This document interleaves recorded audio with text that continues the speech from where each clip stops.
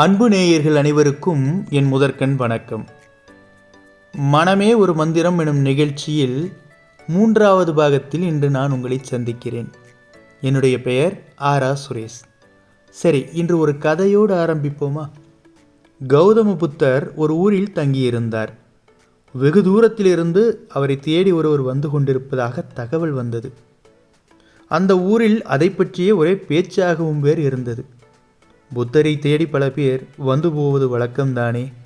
என்றாலும் இந்த நபர் ஆனந்தத்தின் உச்சத்தில் இருந்து கொண்டு எப்போதும் ஆடிப்பாடிக்கொண்டும் மகிழ்ச்சி பொங்கிய நிலையில் புத்தரை காண வந்து கொண்டிருப்பதைத்தான் அந்த ஊரே ஆவலாக பார்த்து கொண்டிருந்தது. அந்த ஊரில் உள்ளவர்களுக்கு அது ஒரு மிகச்சிறந்த செய்தியாகவும் இருந்தது. அதே சமயம் மிக ஆனந்த செய்தியாகவும் இருந்தது. அவர் அந்த ஊரை வந்தடைவதற்கு முன்னரே அந்த செய்தி பற்றி பரவியது. அந்த ஊர் முழுவதும் அதே பேச்சாகவும் வேறு இருந்தது. அதே நேரத்தில் அப்படி என்னதொரு புதுமையை கண்டார்கள் இவரிடம். அந்த ஊரில் இருந்த பல பேருடைய மனதில் ஒரு கேள்வி எழுந்து கொண்டுதான் இருந்தது. அது எப்படி இருந்தாலும், எது எப்படி இருந்தாலும் அவரை காண வேண்டும் என்ற ஆவல் அந்த எல்லோரிடத்திலும் அதிகரித்திருந்ததை நம்மால் மறுக்க முடியவில்லை. அதை ஓரளவுக்கு ஒப்புக்கொள்ளவும் தானே வேண்டும். புத்தரை தேடி வந்த அந்த நபர் உண்மையிலேயே பரமானந்தத்தின் உருவமாகவே திகழ்ந்தார். அவரை நன்றி உணர்வு முழுவதுமாக சூழ்ந்திருந்தது. அவரை காண்பவர் எவருமே அவரிடமிருந்த மகிழ்ச்சியை அந்த தன்மையினால் ஈர்க்கப்படாமல் இருப்பது அரிது. புத்தரை தேடி தன்னுடைய நன்றியினையும் வணக்கத்தையும் அவருடைய காலடியில் சமர்ப்பிக்க அவர் சென்று கொண்டிருக்கிறார் என்பதை அவரை பார்த்த மாத்திரத்திலேயே எவராக இருந்தாலும் யூகித்துவிடக்கூடிய அளவில் அவருடைய நடவடிக்கைகள் இருந்தது. ஒரு வழியாக அந்த ஊரை வந்தடைந்தார் அந்த நபர். நேராக புத்தரிடம் போய் அவர் பாதங்களை பற்றினார். அவருடைய கண்களில் அப்போது கண்ணீர் பெருக்கெடுத்து வேறு ஓடிக்கொண்டிருந்தது. தழுதழுக்க வார்த்தைகளை தெளிவாக பேச முடியாமல் மிகவும் சிரமப்பட்டு புத்தரை நோக்கியவர், உங்கள் பரிவு மிகவும் உயர்ந்தது. நீங்கள் என்னுடன் வாதாடவில்லை, என்னை சமாதானம் செய்ய முயற்சிக்கவில்லை, சான்றுகளை காட்டி நீங்கள் சொன்னதை என்னுடன் மனம் ஏற்கும்படி சொல்லி என்னை வற்புறுத்தவும் இல்லை. மாறாக நீங்கள் எனக்கு ஒரு உடற்கூறு நிபுணரான உங்கள் மருத்துவரை அளித்தீர்கள். நன்றி நன்றி நன்றி என்று நன்றி நவிழ்ந்தார். அடடா! புத்தரும் அவர் சொன்னதை ஆமோதிப்பவர் போல் தலையை ஆட்டினார். பிறகு வந்தவரை நோக்கி, என்னுடைய பணியே இதுதான். என்னை சுற்றிலும் எல்லா இடங்களிலும் ஆன்மீக குருடர்கள் நிரம்பி இருக்கிறார்கள். நம்முடைய ஆதாரத்தின் அழகை பற்றியோ, பேரானந்தத்தன்மையின் நிறைந்த நிலையை பற்றியோ, பரமானந்தத்தை பற்றியோ அவர்களுக்கு சான்றுகளை காட்டுவதன் மூலம் அவர்கள் மனம் அதை ஏற்கும்படி செய்வதுதான் என்னுடைய வேலை என்று நினைத்து கொண்டிருக்கிறீர்கள். என்னுடைய வேலை ஒரு மருத்துவரை போன்றதுதான். அப்படி என்று கூறினார் புத்தர். நண்பர்களே, இதில் கொஞ்சமாவது ஏதாவது உங்களுக்கு புரிகிறதா? வந்தவர் ஏதோ மருத்துவரை தந்ததற்கு நன்றி என்று சொல்கிறார். புத்தரோ தான் ஒரு மருத்துவரின் வேலைதான் செய்து கொண்டிருக்கிறேன் என்கிறார். நமக்கே இப்படி என்றால் அங்கு இதையெல்லாம் பார்த்து கொண்டிருக்கும் அந்த ஊர் பொதுமக்களின் நிலை என்னவாக இருந்திருக்கும்? யோசித்து பாருங்கள். அப்புறம் அங்கு ஒரு பெரும் கூட்டமே வேறு கூடியிருந்தது. புத்தரிடம் அவரை தேடி வந்தவர் எப்படி நடந்து கொள்ளப் போகிறார் என்று வேடிக்கை பார்க்கவே இந்த பெருங்கூட்டம் கூடியிருந்தது. ஒருவருக்கும் ஒன்றுமே புரியவில்லை. புத்தரோடு எப்போதும் இருக்கும் அவருடைய சீடர்கள் மட்டும் அனைத்தையும் ஆமோதிப்பவர்களாக எல்லாவற்றிற்கும் தலையை ஆட்டி வைத்து கொண்டிருந்தார்கள். ஆமாம், இங்கேதான் கதையில் ஒரு மிகப்பெரிய ட்விஸ்ட். அங்கு நடப்பவையெல்லாம் நாம் புரிந்து கொள்ள வேண்டுமானால் புத்தர் அந்த ஊரை சென்றடைவதற்கு சுமார் 6 மாதங்களுக்கு முன் அங்கு என்ன நடந்தது என்று தெரிந்து கொண்டால் மட்டுமே அது சாத்தியமாகும். சரி, 6 மாதத்திற்கு முன் அப்படி என்னதானப்பா அங்கு நடந்தது? அப்போது எங்கே நடந்த ஒரு சம்பவத்திற்கும் இப்போது இங்கே நடந்த ஒரு சம்பவத்திற்கும் என்னதான் தொடர்பு?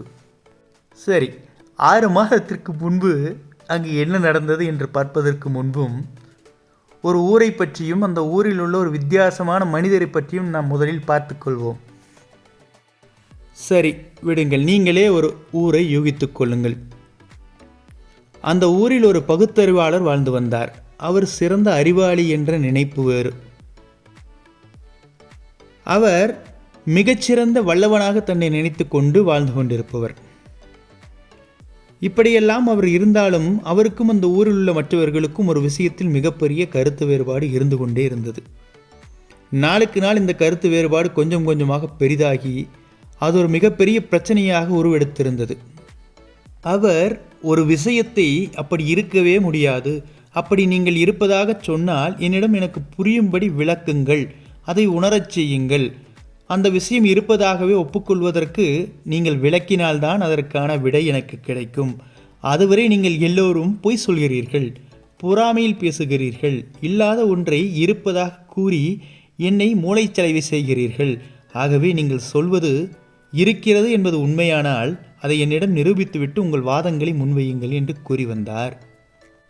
இவ்வாறு அவர் பேசுவது அந்த ஊர் மக்களுக்கு மட்டுமின்றி சுற்று வட்டாரத்தில் உள்ள ஆண்டோர்களுக்கும் நண்பர்களுக்கும் சான்றோர்களுக்கும் கூட எப்போதுமே ஒரு மிகப்பெரிய தலைவலியாக இருந்து வந்தது. சரி விடுங்கள், கடவுள் இருக்கிறாரா இல்லையா, இதுதான் அவருடைய வாதமாக இருக்கும். அப்படி என்றுதானே நீங்கள் எல்லாம் நினைக்கிறீர்கள். அதுதான் இல்லை. பிறகு எதை பற்றி அவருக்கு சந்தேகம்? எல்லோருமாக சேர்ந்து எதை அவருக்கு உணர்த்த முடியவில்லை? இருங்கள், விஷயம் இவ்வளவுதான். அவர் ஒரு பிறவி குருடர்.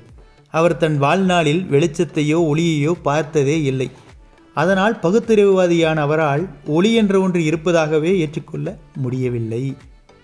எல்லோராலும் ஒளி இருக்கிறது என்று அவரிடம் எடுத்துச் சொல்ல முடிந்ததே தவிர யாராலும் அவரிடத்தில் அதை நிரூபிக்க முடியவில்லை. அதுதான் சிக்கலே. ஒரு விதத்தில் பார்த்தால் அவர் வாதம் சரியானதாகவே தோன்றும். நான் இப்பவும் தயாராக இருக்கிறேன். என்னால் எல்லா பொருட்களையும் தொட முடியும். என்னுடைய எல்லா கைகளானாலும் அவற்றை தொட்டு என்னால் உணர முடியும். அப்படி இருக்கையில் எப்படி என்னால் ஒளியை தொட்டு உணர முடியாமல் போகும்? ஆனால் ஒளி என்பது தொட்டு உணரக்கூடிய ஒன்றா என்ன? அவரிடம் வாதம் செய்து அதை புரிய வைக்க முயன்ற ஊர் பெரியவர்கள் சொன்னார்கள், இல்லை இல்லை, ஒளியை தொடவோ உணரவோ முடியாது என்று. சரி சரி, அதற்கு அவருடைய பதில் என்னவாக இருந்திருக்கும்? சரி, அதை தொட்டுத்தானே உணர முடியாது. எனக்கு அதை உணர்ந்து கொள்வதற்கான வேறு வழிகள் தெரியும். என்னால் அதை முகர்ந்து பார்க்க முடியும். மேலும் என்னால் அதை சுவைத்து பார்க்க முடியும். இல்லை என்றால் அதை நான் அடித்து பார்த்து அதிலிருந்து வரும் ஒளியை கேட்டு நான் இருப்பை உணர்ந்து கொள்வேன். இப்படி சொல்பவரின் முன்னால் தலையை பீத்து கொள்ளாத குறையாக நிற்பதை தவிர வேறு என்ன செய்ய முடியும் ஒருவரால்?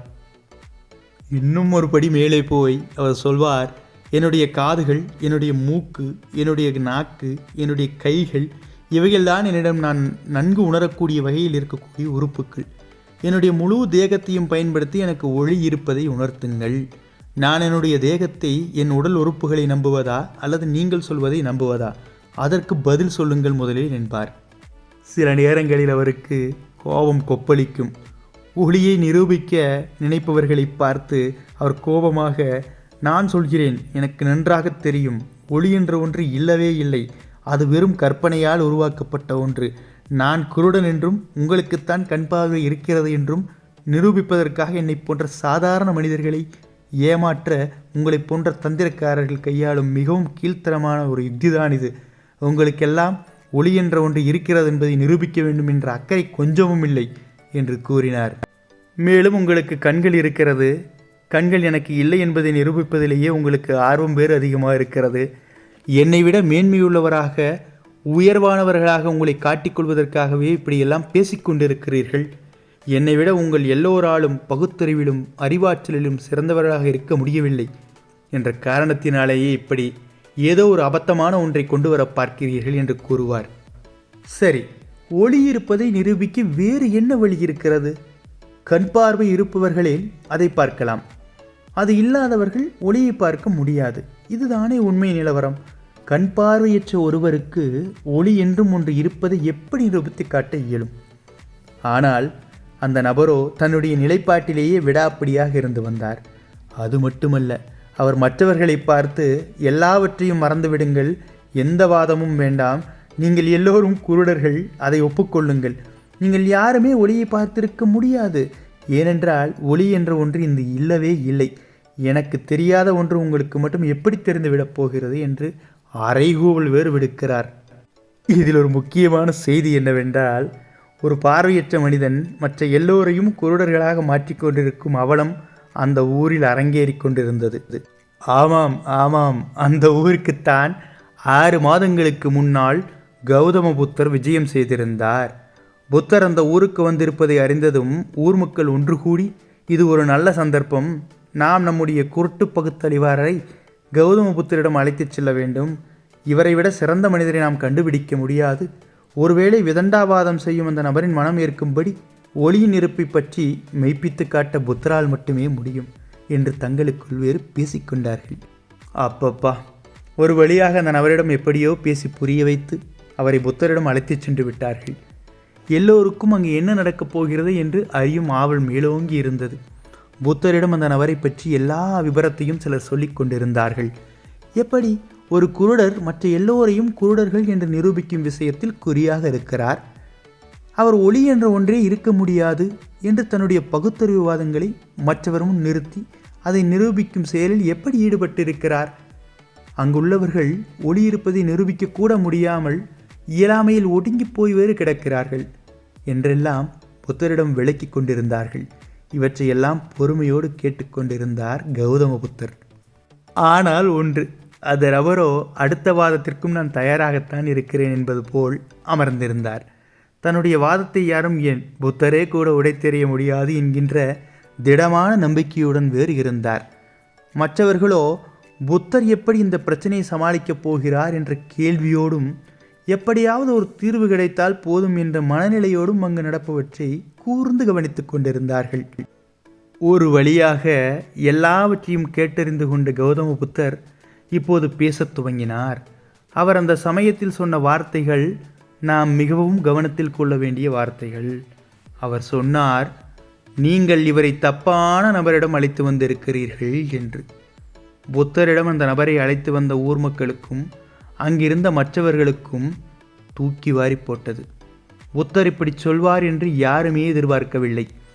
அந்த பகுத்தறிவுவாதி கூட இதை எதிர்பார்க்கவில்லை. அவரே சற்று தட்டு தடுமாறிதான் பேசினார்.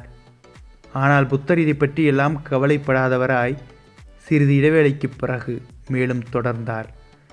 இவருக்கு தத்துவவாதி தேவையில்லை, இவருக்கு தேவை ஒரு மருத்துவர் என்று கூறினார். இதை கேட்டு ஒருவர் முகத்தை மற்றவர் பார்த்து கொள்வதை தவிர வேறு எந்த விதமாகவும் அங்கு உள்ளவர்கள் நடந்து கொள்ள தேவையில்லை. ஆமாம், புத்தர் தொடர்ந்தார், அவருக்கு தேவை அவர் மனம் ஏற்கும் நிரூபணம் அல்ல, அவருடைய குருட்டுத்தன்மை குணமாவதற்கான ஒரு வழிதான் இப்போதைக்கு அவருக்கு தேவை. இதற்காக கவலை கொள்ள வேண்டாம். என்னுடைய தனி மருத்துவர் எப்போதும் என் கூடவேதான் இருக்கிறார், அவர் அதை பார்த்து கொள்வார் என்று கூறினார். அந்த காலத்து பேரரசர்கள் ஒருவர் கௌதம புத்தரை கவனித்துக் கொள்வதற்காக தன்னுடைய தனி மருத்துவரை புத்தருடனேயே எந்த நேரமும் இருக்கும்படியான ஒரு ஏற்பாட்டினை செய்து வைத்திருந்தார். 24 மணி நேரமும் புத்தரின் நிழல் போல் அந்த மருத்துவர் பின்தொடர வேண்டும், அப்படி என்பது அந்த அரச கட்டளை. அப்படிப்பட்டவரை பற்றி தான் இப்போது புத்தர் குறிப்பிடுகிறார். அதே இடத்தில் மருத்துவரை அழைத்த புத்தர், நீங்கள் இந்த நபரின் கண்களை கவனித்துக் கொள்ளுங்கள் என்று பணித்தார். அதே இடத்தில் எல்லோரும் பார்த்து கொண்டிருக்கும் வேளையிலேயே புத்தரின் மருத்துவர் அந்த நபரின் கண்களை பரிசோதனை செய்து பார்த்துவிட்டு சொன்னார், புத்த பெருமானே, நான் பார்த்து சிகிச்சையளித்த எத்தனையோ பேருக்கு இருந்த நிலைப்பாட்டோடு ஒப்பிட்டு பார்க்கும்போது இவருக்கு சிகிச்சை அளிப்பது என்பது ஒன்றும் சிரமமான விஷயமல்ல. ஒரு குறிப்பிட்ட தேவையற்ற வளர்ச்சி அவருடைய கண்களை மறைத்திருக்கிறது. அதை எளிதில் அறுவை சிகிச்சை மூலம் நீக்கிவிடலாம். அதிகப்படியாக இந்த சிகிச்சைக்காக 6 மாதங்கள் ஆகும் என்று கூறினார். உடனே புத்தர் தன்னுடைய மருத்துவரை அந்த ஊரிலேயே 6 மாதங்கள் தங்கியிருந்து அந்த நபருக்கும் கண்களுக்கும் தேவையான சிகிச்சைகளை அளிக்குமாறு கேட்டுக்கொண்டார். அங்குள்ள எல்லோரும் இதை ஏற்றுக்கொண்டார்கள். கண் பார்வையற்ற பகுத்தறிவுவாதியும் கூட இதற்கு விதிவிலக்கல்ல. சில நாட்களுக்கு பிறகு புத்தர் தன்னுடைய பயணத்தை தொடர்ந்தார். மருத்துவர் மட்டும் அதே ஊரிலேயே தங்கியிருந்தார். இதுதான் 6 மாதங்களுக்கு முன்னால் நடந்த சம்பவம். 6 மாதங்களுக்கு முன்னால் கௌதம புத்தருடன் தன்னுடைய ஊரிலேயே வாதிட தயாராக இருந்த அதே நபர்தான் இப்போது ஆனந்த கூத்தாடியாக புத்தரை தேடி வெகு தூரம் கடந்து வந்து அவருடைய நன்றிக்கடனை செலுத்தி கொண்டும் புத்தரின் பாதங்களை பற்றி கொண்டும் தனக்கு சிகிச்சை அளிப்பதற்காக மருத்துவரை தனக்கு தந்ததற்கு நன்றி என்றும் கூறிக்கொண்டிருக்கிறார். இப்போது புரிந்திருக்கும் ஏன் அந்த நபர் இப்படி பட்டதொரு பரமானந்தத்தில் திகழ்த்தி போயிருக்கிறார் என்று. ஆம், புத்தரின் மருத்துவர் அளித்த சிகிச்சையின் பலனாக சில நாட்களுக்கு முன்னர் தான் அவர் முதலில் பார்க்கும் சக்தியை பெற்றார். அப்போதுதான் ஒளி என்ற ஒன்று நிச்சயமாக இருக்கிறது என்பதை அவர் உணர்ந்தார். அளவில்லா மகிழ்ச்சி பெருக்கெடுத்து ஓடிய அதே வேளையில் அவருடைய பகுத்தறிவுவாதமும் தர்க்க மேதாவித்தனமும் காணாமல் போயிருந்தது. அட கடவுளே, நான் எந்த ஊர் மக்களை அவர்கள் என்னை ஏமாற்றுகிறார்கள் என்று இதுநாள் வரையிலும் சொல்லி வந்தேனோ, அவர்களை பொய் புரட்டுக்காரர்கள் என்று நினைத்தேனோ, ஒளி இருக்கிறது. நான் தான் இதுநாள் வரை அதை உணர முடியாத குருடனாக இருந்து வந்திருக்கிறேன். என்னுடைய குருட்டுத்தன்மையை நான் முன்பே ஒப்புக்கொண்டிருந்தேனே, ஆனால் இவ்வளவு காலம் நான் குருடனாக இருந்திருக்க வேண்டிய அவசியமில்லை, அப்படி இருந்திருக்க வேண்டிய தேவையும் இல்லை என மனமுருகி புலம்பினான் புதிதாக கண் பார்வை கிடைத்த அந்த நபர். 6 மாதங்களுக்குள் புத்தர் வெகு தூரம் வந்துவிட்டிருந்தார். அவரை தேடி இதோ இப்போது இந்த ஊருக்கு வந்து விட்டார் அந்த நபர். ஒளி பிறந்ததற்கு பின்னால் ஞான ஒளியை தேடி வந்து விட்டார் அல்லவா அவர். இதிலிருந்து என்ன தெரிகிறது? வெறும் வியாக்கியானங்களை மட்டுமே பேசிக்கொண்டிருந்தால், உணர்ந்தால், விழிப்புணர்வு அடைந்தால், ஞானம் அடைந்தால் இவை எதுவுமே நடைபெறாது. எப்படி ஒரு நோயாளி தனக்கு நோய் இருப்பதை முதலில் ஏற்றுக்கொள்ள வேண்டும் என்பது அவசியமோ, நோய் இருப்பதை அவர் ஏற்றுக்கொண்டால் தானே அதற்கான சிகிச்சைக்கு அந்த நோயாளி தன்னை உட்படுத்தி கொள்ள முடியும். அதே போல்தான் ஞானமடைய விரும்புவோர் தங்களுக்குள் ஞானமடையும் தேவைக்கு தடையாக இருக்கும் பலவிதமான நோய்கள் தங்களுக்குள் தேங்கி கிடப்பதை முதலில் ஒப்புக்கொள்ள வேண்டும். அதுதான் விழிப்புணர்வு அடைவதற்கான ஒரே வழி. நாம் பார்த்தோம் அல்லவா, ஆன்மா, மனம், உடல் மற்றும் பர்சனாலிட்டி இவற்றிற்கும் முத்தாய்ப்பான செய்தி இதுதான். முதலில் நமக்குள் இருக்கும் தீமைகளை நாம் கண்டறிந்தால் மட்டுமே நன்மைகளை நோக்கி நாம் அடியெடுத்து வைக்க முடியும். இன்னொரு விஷயமும் இதில் வெளிப்படை. கண்மூடித்தனமான நம்பிக்கையை சாடுகிற பகுத்தறிவும் கண்மூடித்தனமாக இருக்கக்கூடாது என்பதே அது. பகுத்தறிவோடு அநேக விஷயங்களை அணுகலாம். ஆனால் அதே வேளையில் பகுத்தறிவுக்கும் அப்பால் ஒரு சில விஷயங்கள் இருப்பதை நாம் ஒப்புக்கொண்டுதானே ஆக வேண்டும். கண் பார்வையற்ற பகுத்தறிவுவாதியின் கதை இதற்கெல்லாம் ஒரு நல்ல சான்று. புரிந்து கொள்ளுங்கள், தெரிந்து கொள்ளுங்கள். இது ஒரு சிறிய கதைதான். ஆனால் இந்த கதையிலிருந்து நாம் உணர்ந்து கொள்ளக்கூடிய விஷயம், பகுத்தறிவாதி என்று சொல்லக்கூடிய அனைவரும் பகுத்தறிவதை தவறான வழியில் செய்து கொண்டிருக்கிறார்கள் என்பதை நாம் அறிவோம். சரி, இனி மனதே ஒரு மந்திரம் எனும் நிகழ்ச்சியில் அடுத்து 7 வகையான பிறவியினர்களை நாம் பார்க்க போகிறோம். அதில் முதல் பிறவியினரான அச்சம் கொள்ளும் பிறவியினர், பயம் பற்றி கொள்ளும் பிறவியினரை பற்றி ஒரு கதையோடு நாம் சந்திப்போம். அதுவரை சிந்திப்போம். நன்றி, வணக்கம். நான் உங்கள் ஆரா சுரேஷ். மனமே ஒரு மந்திரம் நிகழ்ச்சிக்காக இப்போது நீங்கள் கேட்டது 3வது பகுதி. நாளை வர இருப்பது 4வது பகுதி. நன்றி, நன்றி, நன்றி.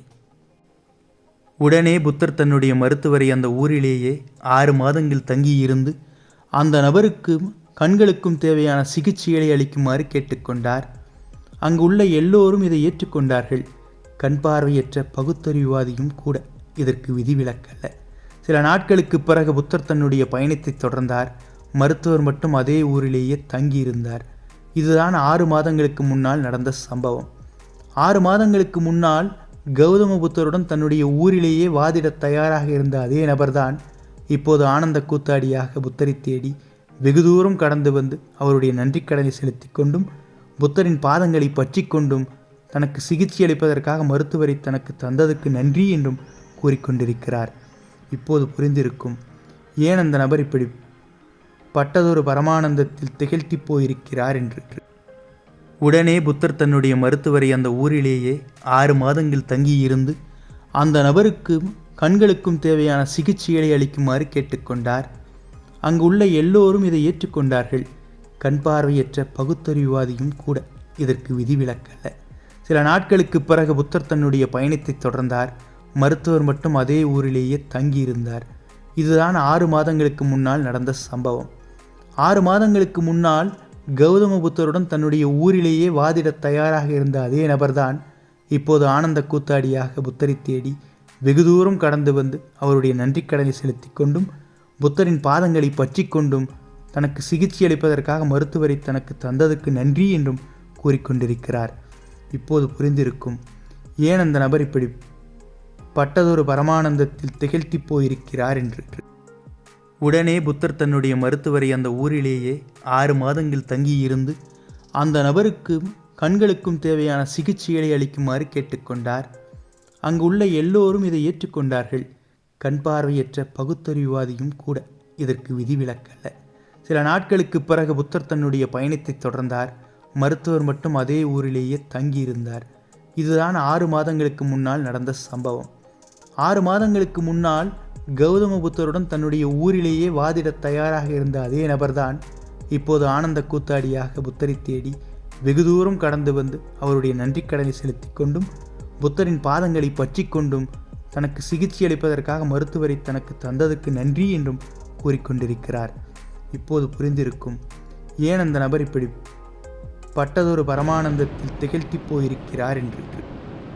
உடனே புத்தர் தன்னுடைய மருத்துவரை அந்த ஊரிலேயே 6 மாதங்கள் தங்கியிருந்து அந்த நபருக்கு கண்களுக்கும் தேவையான சிகிச்சைகளை அளிக்குமாறு கேட்டுக்கொண்டார்.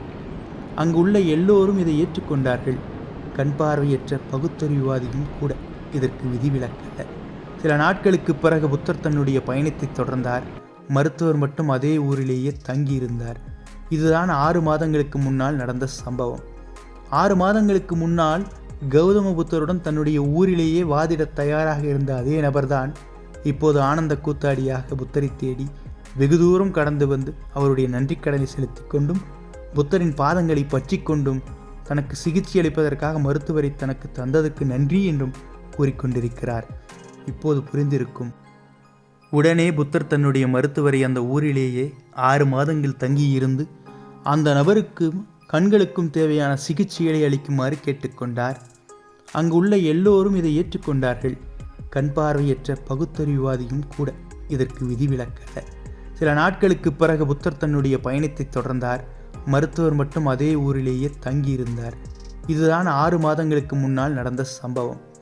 6 மாதங்களுக்கு முன்னால் கௌதம புத்தருடன் வாதாட தயாராக இருந்த அதே நபர்தான் இப்போது ஆனந்த கூத்தாண்டியாக புத்தரை தேடி வெகு தூரம் கடந்து வந்து அவருடைய நன்றிக்கடனை செலுத்தி கொண்டும் புத்தரின் பாதங்களை பற்றி கொண்டும் தனக்கு சிகிச்சை அளிப்பதற்கு மருத்துவரை தந்ததற்கு நன்றி என்றும் கூறிக்கொண்டிருக்கிறார். இப்போது புரிந்திருக்குமே ஏன் அந்த நபர் இப்படி பட்டதொரு பரமானந்தத்தில் திளைத்து போயிருக்கிறார் என்று. ஆம், புத்தரின் மருத்துவர் அளித்த அதே சிகிச்சையின் பலனாக சில நாட்களுக்கு முன்னர் தான் அவர் முதலில் பார்க்கும் சக்தியை பெற்றார். அப்போதுதான் ஒளி என்ற ஒன்று நிச்சயம் இருக்கிறது என்பதை அவர் உணர்ந்தார். அளவில்லா மகிழ்ச்சி பெருக்கெடுத்தோடிய அதே வேளையில் அவருடைய பகுத்தறிவுவாதமும் தர்க்க மேதாவித்தனமும் காணாமல் போயிருந்தது. அட கடவுளே, நான் என் ஊர் மக்களை அவர்கள் என்னை ஏமாற்றுகிறார்கள் என்றுதான் இதுநாள் வரையிலும் சொல்லி வந்தேன். அவர்களை பொய் புரட்டுக்காரர்கள் என்று நிந்தித்தேனோ? ஒளி இருக்கிறது. நான் தான் இதுநாள் வரை அதை உணர முடியாத குருடனாக இருந்து வந்திருக்கிறேன். என்னுடைய குருட்டுத்தன்மையை நான் முன்பே ஒப்புக்கொண்டிருந்தேனே, ஆனால் இவ்வளவு காலம் நான் குருடனாக இருந்திருக்க வேண்டிய தேவையே இருந்திருக்காதே என மனமுருகி புலம்பினான் புதிதாக கண் பார்வை கிடைத்த அந்த நபர். ஆனால் 6 மாதங்களுக்குள் புத்தர் வெகு தூரம் வந்து விட்டிருந்தார். அவரை தேடி இதோ இப்போது இந்த ஊருக்கு வந்து விட்டார் அந்த நபர். ஒளி பிறந்ததற்கு பின்னால் ஞான ஒளியை தேடி வந்து விட்டார் அல்லவா அவர். இதிலிருந்து நண்பர்களே நமக்கு என்ன தெரிகிறது? வெறும் வியாக்கியானங்களை மட்டுமே பேசிக் கொண்டிருந்தால் உணர்தல், விழிப்புணர்வு அடைதல், ஞானமடைதல் இவை எதுவுமே நிகழாது. மனதிற்கும் தான். எப்படி ஒரு நோயாளி தனக்கு நோய் இருப்பதை முதலில் ஏற்றுக்கொள்ள வேண்டும் என்பது அவசியமோ, நோய் இருப்பதை அவர் ஏற்றுக்கொண்டால்தானே அதற்கான சிகிச்சைக்கு அந்த நோயாளி தன்னை உட்படுத்தி கொள்ள முடியும். அதுபோல்தான் மனத்தெளிவும். மனத்தெளிவு தனக்கு இருக்கிறது என்பதை உணர ஆரம்பிக்கும் போதுதான் மனத்தெளிவு பிறக்கவே ஆரம்பிக்கிறது. ஞானமடையும் தன்மைக்கு தடையாக இருக்கும் பலவித நோய்கள் தங்களுக்குள் தேங்கி கிடப்பதை முதலில் ஒப்புக்கொள்ள வேண்டும். மனக்குப்பைகளும் தான். அதுதான் விழிப்புணர்வடைவதற்கான முதற்படி. இன்னொரு விஷயம் இதில் இருக்கிறது. வெளிப்படையாக கண்மூடித்தனமான நம்பிக்கையை சாடுகிற பகுத்தறிவு கண்மூடித்தனமாக இருக்கக்கூடாது. அப்படி என்பதே அது பகுத்தறிவோடு அநேக விஷயங்களை அணுகலாம். ஆனால் அதே வேளையில் பகுத்தறிவிற்கும் அப்பால் ஒரு சில விஷயங்கள் இருப்பதை நாம் ஒப்புக்கொண்டுதானே ஆக வேண்டும். கண் பார்வையற்ற பகுத்தறிவுவாதியின் கதை இதற்கு ஒரு நல்ல சான்றும் உதாரணமாக திகழ்கிறதல்லவா? மனதில் இருக்கக்கூடிய குப்பைகளின் தன்மையும் இப்படித்தான். அகற்றி போட்டுவிட்டால் அப்பாடா என்று இருக்கும். ஆனால் அகற்ற முற்படுகிறோமா? கிடையவே கிடையாது. சில பகுத்தறிவுவாதிகளின் மூடத்தனமும் அப்படித்தான். எனவே மனதின் தன்மையை ஆராயாமல் எதையும் கண்டுவிட முடியாது. ஆன்மா, மனம், உடல் மற்றும் பர்சனாலிட்டி, இந்த 4ம் ஒரு மனிதனின் கேடயங்களாக திகழக்கூடியவை. அந்த ஆன்மா வழிகாட்டுதலின்படி நடக்கக்கூடிய மனிதன் மிகச்சிறந்த மனிதனாக உற்பத்தியாகிறான். இனி அடுத்தடுத்து பல பாகங்களாக நாம் தொடர்வோம். 4ஆம் பகுதியில் சந்திக்கிறேன். நன்றி, வணக்கம்.